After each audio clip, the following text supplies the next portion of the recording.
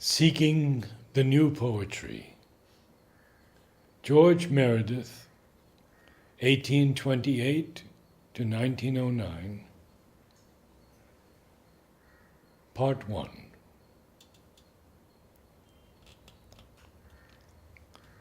The Lark Ascending.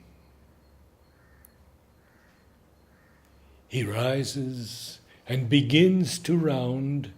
He drops the silver chain of sound, of many links without a break, its chirrup, whistle, slur, and shake, all intervolved and spreading wide, like water dimples down a tide, where ripple over curls, and eddy into eddy whirls.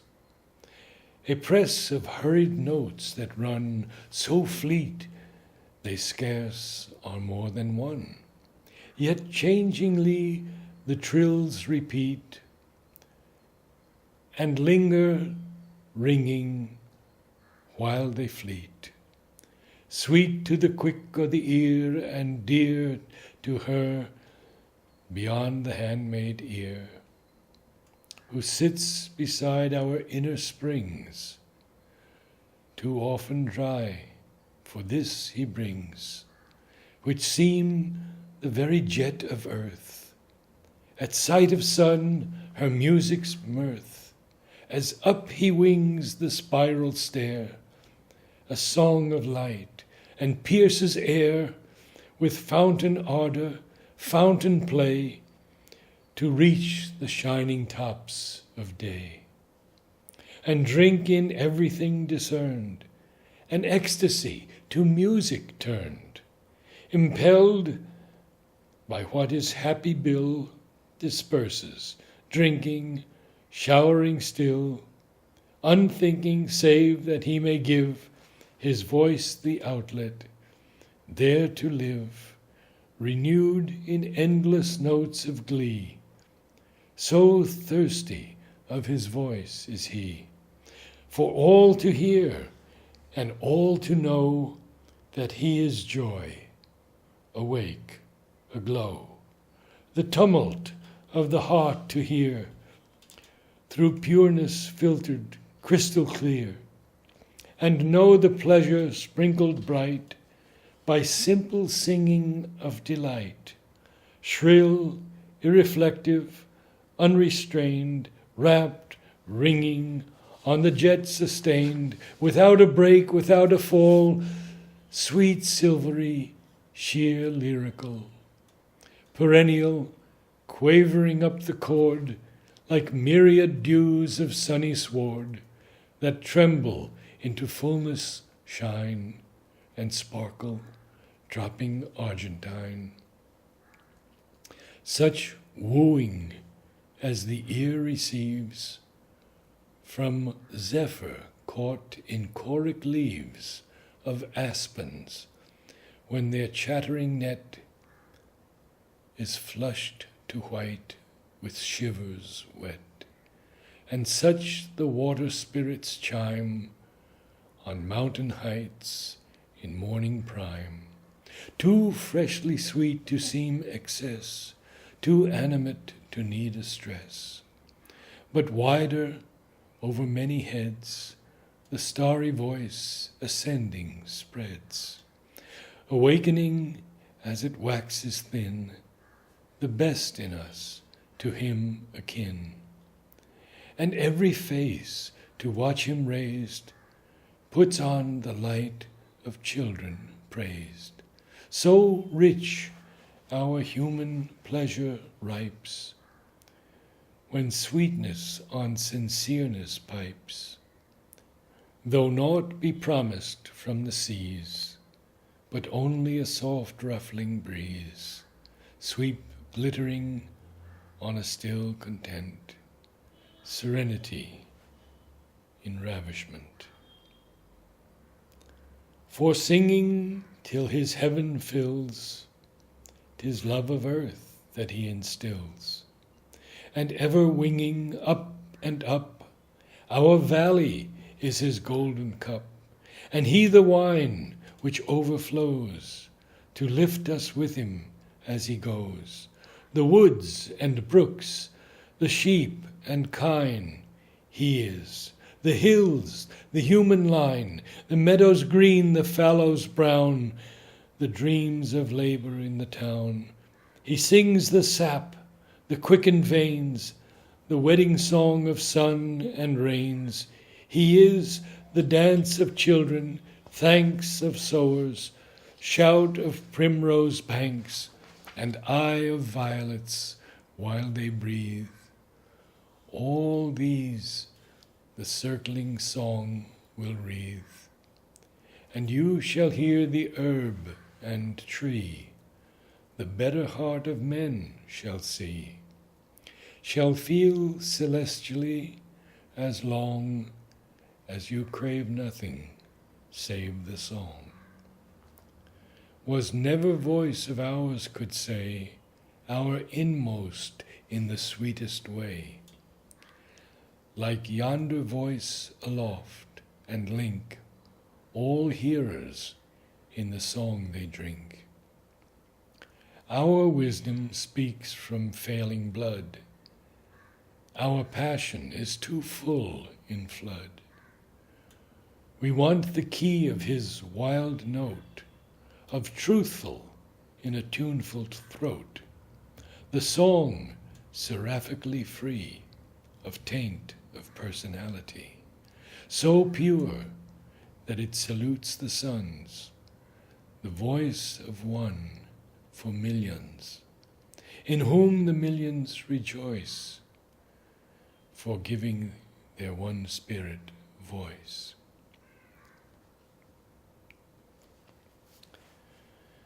Yet men have we, whom we revere, now names, and men still housing here, whose lives, by many a battle dint, defaced, and grinding wheels on flint, yield substance, though they sing not sweet, for song our highest heaven to greet, whom heavenly singing gives us new, and spheres them brilliant in our blue, from firmest base to farthest leap, because their love of earth is deep.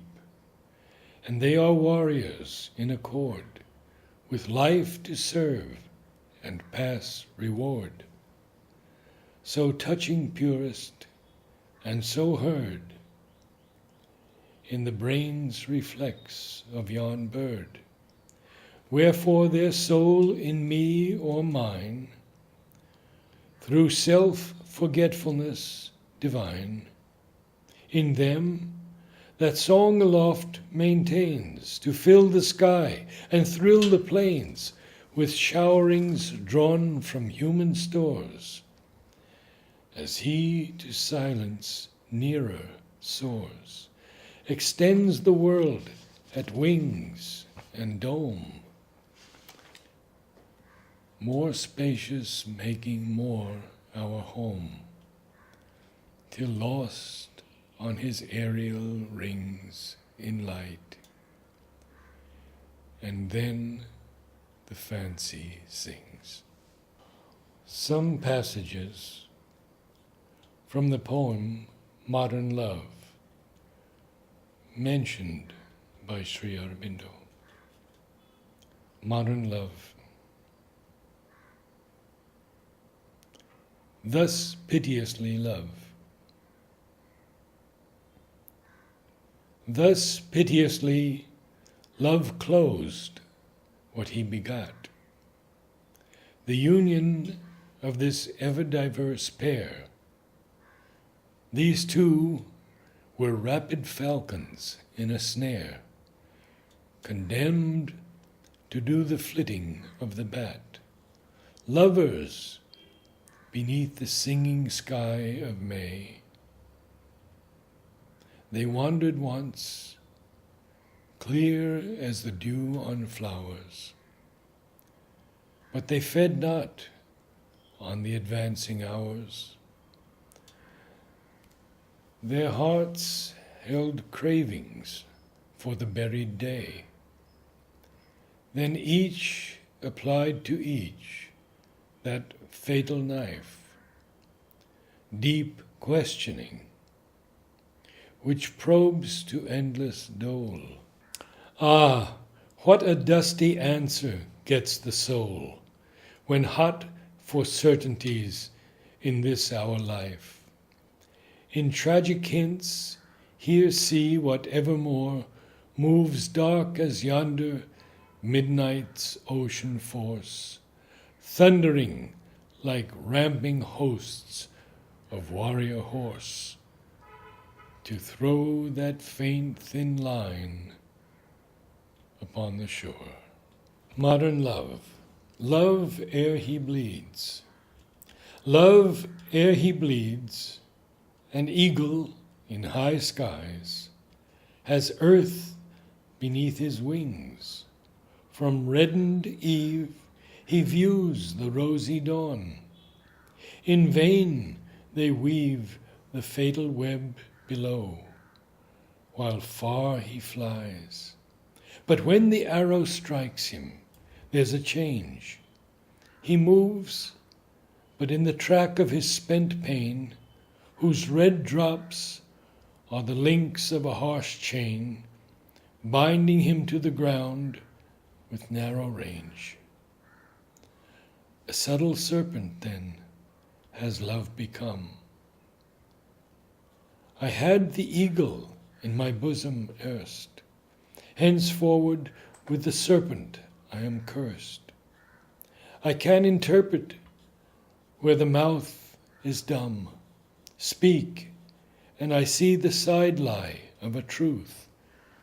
Perchance my heart may pardon you this deed, but be no coward, you that made love bleed.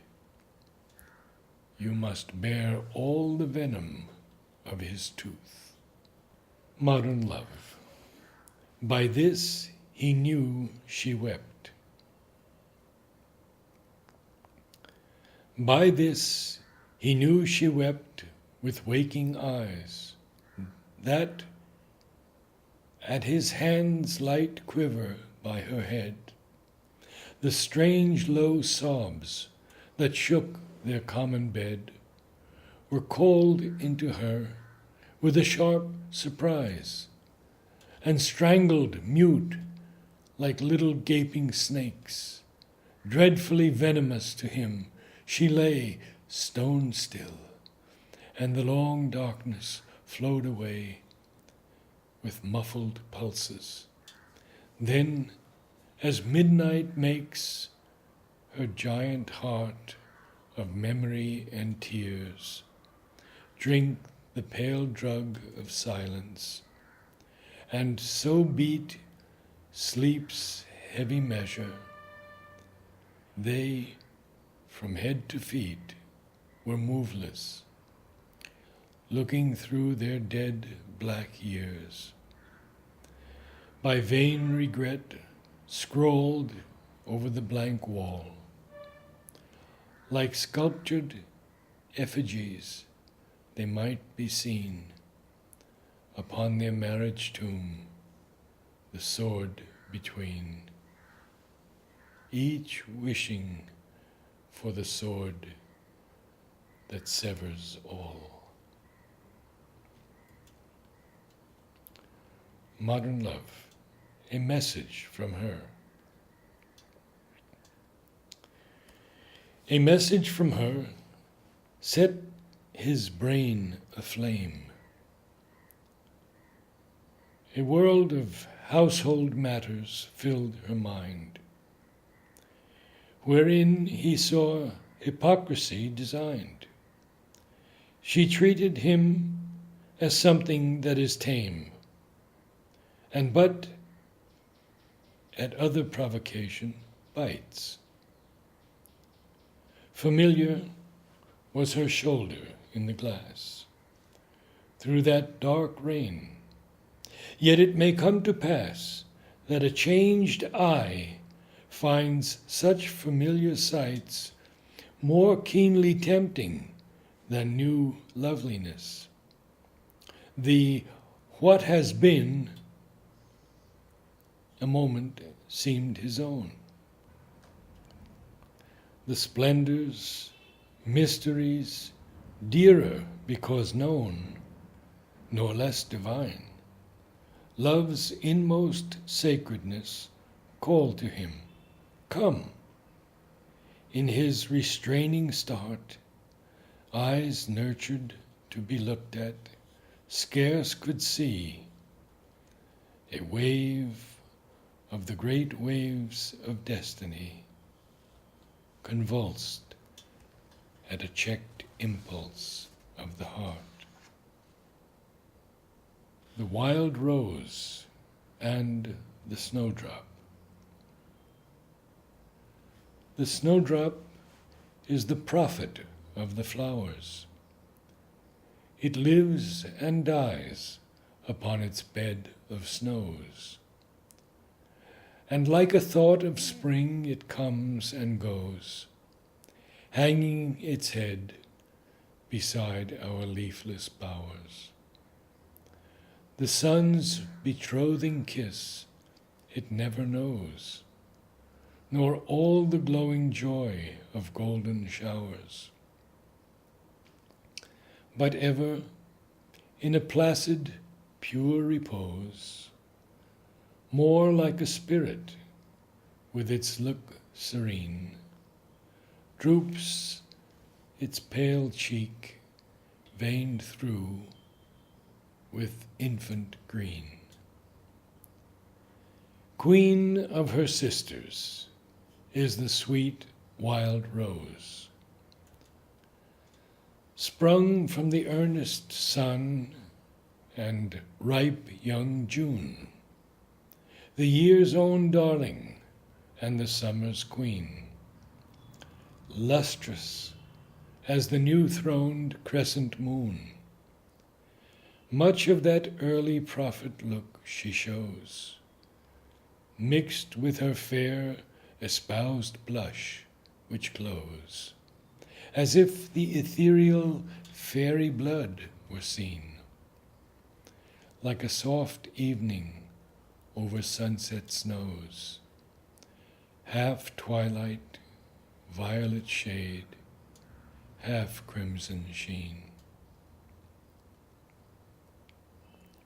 Twin-born are both in beauteousness, most fair in all that glads the eye and charms the air, in all that wakes emotions in the mind and sows sweet sympathies for humankind. Twin-born, albeit their seasons are apart, they bloom together in the thoughtful heart, fair symbols of the marvels of our state, mute speakers of the oracles of fate. For each, fulfilling nature's law, fulfills itself and its own aspirations pure, living and dying, letting faith ensure new life when deathless spring shall touch the hills.